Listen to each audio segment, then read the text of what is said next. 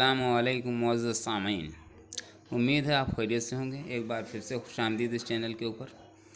آج ہم آپ کے سامنے ایک تقریر پیش کرنے جا رہے ہیں۔ اس تقریر کو سنیے اور اپنی قیمتی رائے سے ہم کو نوازیے۔ لیجیے تقریر پیش ہے۔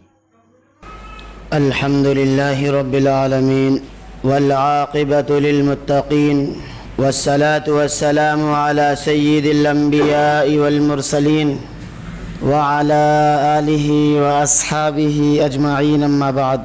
قال اللہ تبارک و تعالی فی کلامہ المجید والفرقان الحمید۔ اعوذ باللہ من الشیطان الرجیم، بسم اللہ الرحمن الرحیم۔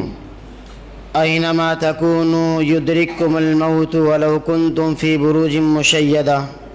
صدق اللہ العظیم۔ فکر دنیا کر کے دیکھا، فکر عقبہ کر کے دیکھ۔ فکر دنیا کر کے دیکھا، فکر عقبہ کر کے دیکھ۔ سب کو اپنا کر کے دیکھا، رب کو اپنا کر کے دیکھ۔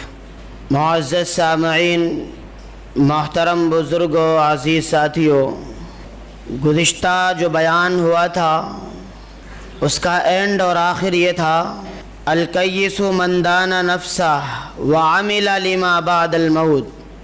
عقل مند شخص وہ ہے جو موت سے پہلے موت کی تیاری کر لے، اپنی مرضی کو اللہ کی مرضی کے تابع کر دے اور اپنی ہر خواہش کے پیچھے نہ چلے، اور موت کی فکر اور اس کا دھیان رکھ کر کے زندگی گزارے۔ گزشتہ بیان میں ایک حدیث بھی پڑھی تھی، موتو قبل ان تموتو، مرنے سے پہلے مرو، یعنی موت کا تصور اور دھیان کر لو۔ دو مطلب بتائے تھے۔ پہلا مطلب تو یہ تھا کہ اپنی نفسانی خواہشات کو اللہ کے حکم کے مقابلے میں مار دو۔ جب اللہ کا حکم مقابل آ جائے تو اب اپنی نفسانی خواہشات کو نہیں دیکھنا ہے بلکہ اللہ کے حکم کو دیکھنا ہے۔ اگر ہم اللہ رب العزت کے حکم کو پسے پشت ڈال کر کے اپنی نفسانی خواہشات پر عمل کریں گے تو ہم فرما برداروں میں شمار نہیں ہوں گے۔ دوسرا مطلب یہ بتایا تھا کہ موت سے پہلے انسان موت کا دھیان کر لے۔ کبھی سوچا کرے وقت بیٹھ کر کے کہ ایک دور تھا، ہمارا بچپنا تھا، آج وہ دور ہے کہ جوانی ہے، کل وہ دور آئے گا کہ بڑھاپا ہوگا۔ اس کے آگے کوئی سٹیج نہیں ہے جس کا ہمیں انتظار کرنا پڑے۔ بچپن میں تو ہم نے انتظار کیا جوانی کا، اور جوانی میں انتظار کیا بڑھاپے کا۔ اب بڑھاپے کے بعد کوئی سٹیج ایسی نہیں ہے جس کا ہم انتظار کریں۔ اگر اس کے بعد کوئی سٹیج ہے تو وہ قبر کا گڑھا ہے، وہی جانا ہے انسان کو۔ تو ایک مطلب یہ ہے کہ موت سے پہلے موت کی تیاری کر لو۔ حکیم الامت حضرت تھانوی رحمۃ اللہ علیہ نے ارشاد فرمایا کہ انسان کو کبھی تنہائی میں وقت نکال کر کے ذرا اس بات پر سوچنا چاہیے اور غور کرنا چاہیے۔ انسان یہ تصور کر لے، یہ خیال کرے اپنے اندر کہ میرا آخری وقت آ چکا ہے، فرشتے میری روح کو قبض کرنے کے لیے آ چکے ہیں، یہاں تک کہ میری روح کو بھی قبض کر لیا۔ اب میرے رشتہ دار، دوست و احباب، عزیز تعلق والے سب مجھے دیکھنے کے لیے آ رہے ہیں، اور پھر وہی میرے رشتہ دار، میرے عزیز، میرے احباب میرے غسل کا، میرے کفن دفن کا انتظام کر رہے ہیں، اور پھر کفن کے بعد اب مجھے چارپائی پر لٹا کر کے وہی میرے دوست و احباب اپنے کندھوں پر رکھ کر کے مجھے قبرستان کی طرف لیے جا رہے ہیں۔ یہ انسان کبھی سوچا کرے اپنے خیالوں میں کہ نہیں، یہ وقت تو سب کے ساتھ پیش آنا ہے، لیکن اس وقت کے آنے سے پہلے انسان خیالات میں اس کا تصور کرے کہ مجھے قبرستان لیے جا رہے ہیں، اور پھر جب جا رہے ہیں تو سب ساتھ میں ہیں۔ میرے والدین اگر حیات ہیں تو میرے والد بھی موجود ہیں، بیٹا حیات ہے تو بیٹا بھی موجود ہے، بھائی حیات ہے تو بھائی بھی موجود ہے، تمام رشتہ دار موجود ہیں، دوست و احباب موجود ہیں، تعلق رکھنے والے موجود ہیں۔ لیکن جب وہی قبر کے گڑھے میں بند کر دیا جاتا ہے، اوپر سے منو مٹی ڈال کر کے بند کر دیا جاتا ہے، تو پھر کوئی دوستی، کوئی رشتہ داری اس کے ساتھ میں نہیں رہتی ہے، سب چھوڑ کر کے چلے آتے ہیں۔ یہ تصور کرے انسان کہ میرے ساتھ ایک دن یہ پیش آنا ہے، تو میرا وقت قریب آ گیا ہے اور مجھے قبرستان میں قبر کے اندر بند کر کے میرے رشتہ دار چلے آئے ہیں، اب کیا ہے، اب فرشتے آئیں گے سوال و جواب کے لیے۔ پرچہ تو آؤٹ ہو چکا ہے، سوال کیا ہوگا، اس کا جواب کیا ہوگا یہ بھی معلوم ہے۔ دنیا کے اندر ہمیں کوئی ایگزام دینا ہو تو نہیں معلوم ہوتا ہے کہ سوال کیا ہوگا، کہاں سے ہوگا، لیکن پیارے رسول صلی اللہ علیہ وسلم نے اس پرچے کو آؤٹ کر دیا ہے کہ 3 سوال ہوں گے، تینوں لازمی ہوں گے، اور ان کے جواب کیا ہوں گے وہ بھی بتا دیا گیا۔ اب فرشتے آ رہے ہیں سوال و جواب کے لیے۔ من ربک، تمہارا رب کون ہے؟ ما دینک، تمہارا دین کیا ہے؟ من نبیک، تمہارا نبی کون ہے؟ اب اس کا جواب ہم کو دینا ہے۔ انسان سوچتا تو بہت ہے، ارے یہ تو بہت آسان ہے، ہم رٹ لیں گے، وہاں بتا دیں گے۔ فرشتوں کی حیت اور ان کی شکل صورت دیکھ کر کے ہوا خراب ہو جائے گی، میاں کہاں تم چکر میں پڑے ہو۔ یہ جو خیال ہے نا دل کے اندر، 3 سوال ہیں، من ربک، ما دینک، من نبیک، بہت آسان ہے، اس کا جواب بھی بہت آسان ہے۔ ہمیں دنیا کے اندر تو معلوم ہے، کل قبر کے اندر بھی جب فرشتے سوال کریں گے ہم ان کا جواب دیں گے۔ منکر نکیر کی شکل و صورت دیکھ کر کے آپ سوال و جواب سب بھول جاؤ گے، کچھ یاد نہیں رہے گا۔ ہاں اگر اپنی زندگی اللہ رب العزت کی مرضی کے تابع کر دیا ہے تو آپ کو سب یاد رہے گا، ورنہ سب بھول جائیں گے آپ۔ تو انسان کو یہ کبھی کبھی خیال اور تصور لانا چاہیے اپنے اندر، تنہائی میں بیٹھ کر کے کبھی سوچنا چاہیے، آنکھیں بند کر کے، کہ میں مر چکا ہوں، میرا انتقال ہو گیا ہے، میرے دوست احباب رشتہ دار سب جمع ہیں، اور پھر مجھے غسل دیا گیا، کفن دیا گیا، اور اس کے بعد قبرستان لیے جا رہے ہیں۔ اب قبرستان میں دفن کرنے کے بعد کوئی رشتہ کسی سے کچھ نہیں ہے۔ اب اگر بہت زیادہ آپ امید رکھتے ہیں تو 2-3 دن تک آپ کو یاد کیا جائے گا، آپ کے نام سے ایصال ثواب ہوگا، فاتحہ خوانی ہوگی، اور پھر اس کے بعد شب برات میں موقع ملے گا لوگوں کو۔ بس قبرستان بھی سجا ہوا ہے، قبرستان میں تو بتایا گیا کہ لوگ اس نیت سے جائیں کہ ہاں وہاں جا کر کے عبرت حاصل کریں اور سبق لیں کہ کل میرے ساتھ یہ بھی دنیا میں رہا کرتے تھے، میرے ساتھ یہ بھی ٹہلتے تھے، میرے ساتھ کاروبار کیا کرتے تھے، میرے ساتھ سفر کیا کرتے تھے، اور میرے ساتھ یہ کھاتے پیتے تھے، اٹھتے بیٹھتے تھے، ہر سفر میں میرے ساتھ رہا کرتے تھے، لیکن آج یہ مٹی کے نیچے ہیں، ان کا کوئی پریشان حال نہیں ہے، کوئی ان کو پوچھنے والا نہیں ہے، کل یہی حال میرا بھی ہوگا۔ لیکن آج شب برات میں قبرستان جاؤ تو موت یاد آئے گی آپ کو۔ ارے جو قبرستان کا منظر ہوتا ہے، لائٹوں سے جو سجایا جاتا ہے قبرستان کو، ایک سے ایک لائٹ رنگ برنگی چمچمے کے ساتھ میں، وہاں تو ہمارے نوجوان اب سیلفی لینے جائیں گے کچھ دنوں کے بعد، تو وہاں موت نہیں یاد آئے گی آپ کو۔ ایصال ثواب کر دیا جائے گا کچھ دنوں تک، اس کے بعد لوگ آپ کو بھول جائیں گے۔ اب اس کی تیاری جو حالات سامنے آئیں گے ہمیں خود کرنا ہے۔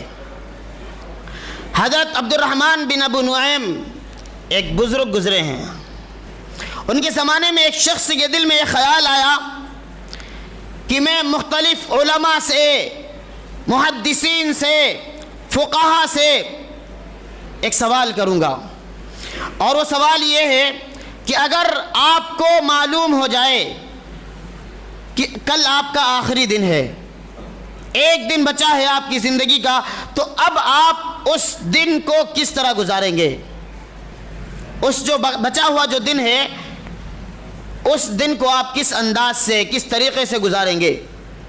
سوال کرنے کا مقصد یہ تھا کہ اس ایک دن کے لیے علماء، محدثین اور فقہا بہترین چیزیں بیان کریں گے، بہترین چیزیں بتائیں گے جو انسان کو کرنا چاہیے، تو مجھے اس کا علم ہو جائے گا، اور پھر میں ان باتوں کو سن کر کے اس پہ عمل کروں گا۔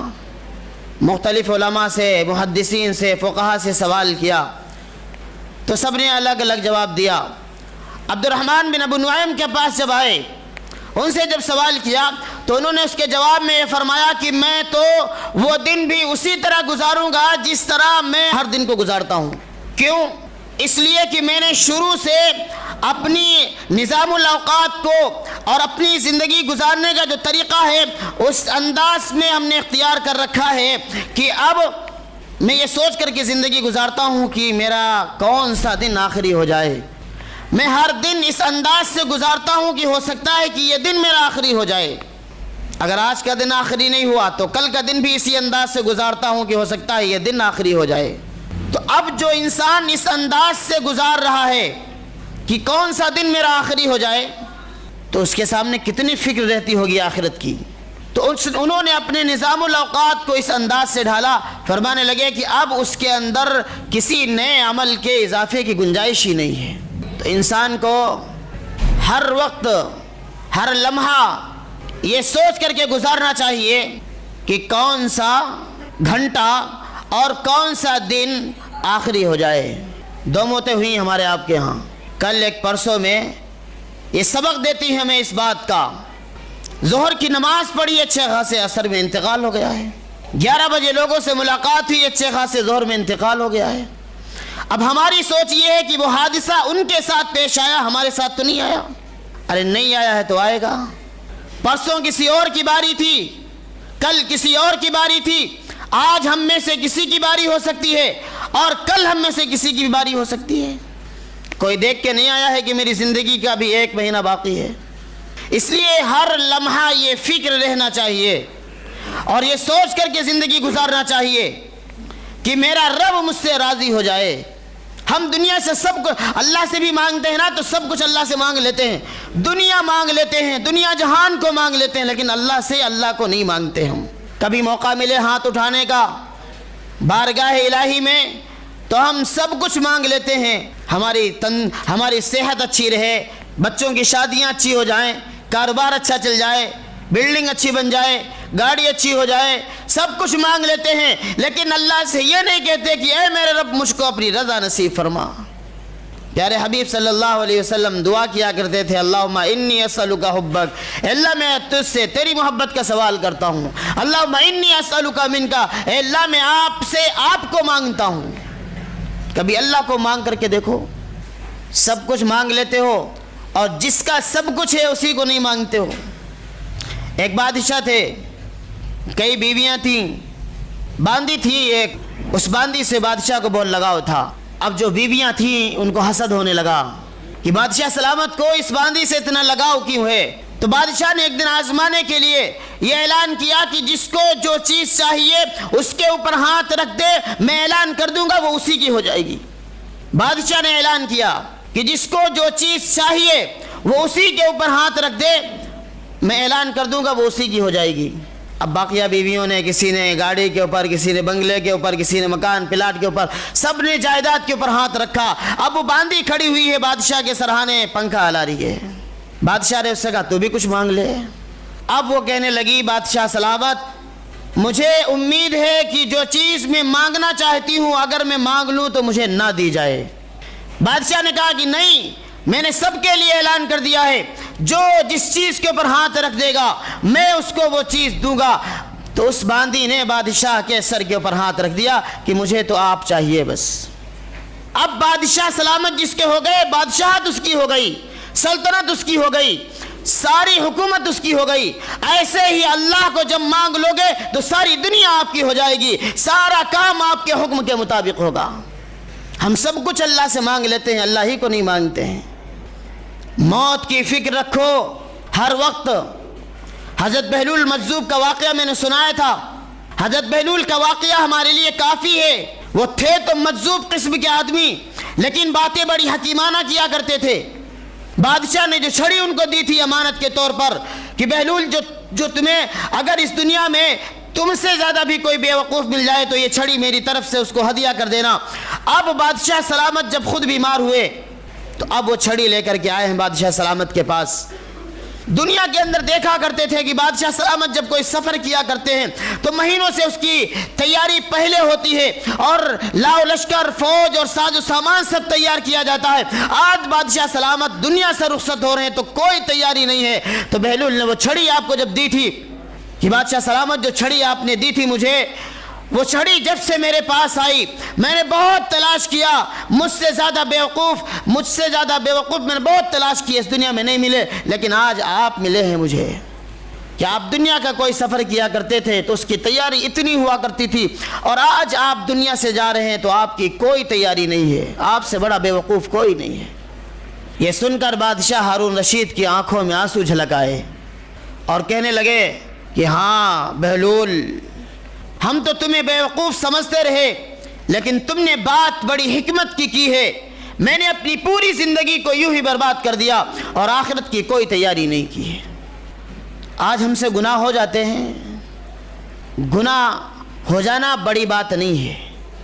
وہ اللہ نے فرشتوں کے اندر مادہ رکھا ہے کہ ان سے کوئی گناہ سرزد ہی نہیں ہو سکتا، لیکن انسان کے اندر اللہ نے گناہ کا مادہ رکھا ہے، اس کا دل مائل ہوتا ہے ایسی چیزوں کی طرف، شیطان بھی کچوکے لگاتا ہے اور اس کا دل بھی مائل ہوتا ہے، اور پھر انسان گناہ کر بیٹھتا ہے۔